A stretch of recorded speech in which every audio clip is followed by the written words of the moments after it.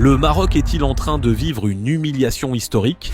Alors que le monde attend le verdict du tribunal arbitral du sport, la CAF se désintègre de l'intérieur.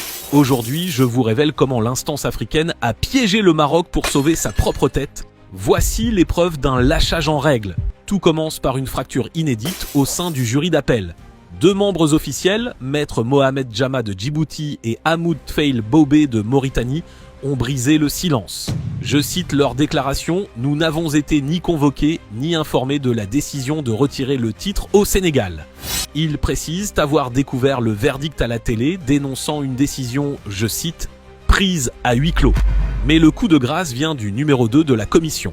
Faustino Varela Monteiro, le vice-président du jury d'appel lui-même, a publié une opinion dissidente fracassante. Il affirme, je cite, « Je suis en profond désaccord avec cette décision.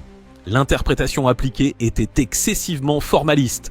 Il rappelle que selon la loi 5 de la FIFA, l'arbitre est resté maître du terrain et que l'article 82 sur le départ prématuré est inapplicable. Et maintenant, la trahison politique est totale. » Patrice Motsepe a affirmé, je cite, « Je n'étais pas informé de ce qui se tramait dans cette commission. » Non seulement il nie tout, mais il a ajouté, je cite, « Je m'en remettrai au verdict du TAS. » Plus grave encore, Motsepe a publiquement confirmé le conflit d'intérêts qui entache ce jury. Il a déclaré que le président de la fédération tunisienne, je cite, « n'avait rien à faire là ».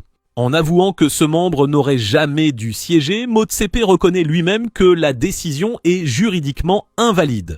Au lieu de soutenir son propre jury, il se défausse totalement, comme s'il savait que le verdict allait être annulé. Le coup fatal, Véron Mozengo, le secrétaire général de la CAF et bras droit historique du Maroc, vient de quitter ses fonctions en plein scandale. Il s'en va, laissant le Maroc porter seul le chapeau d'une décision qu'il a pourtant défendue. C'est le sauve-qui-peut général au Caire. La preuve ultime que le Maroc a été sacrifié.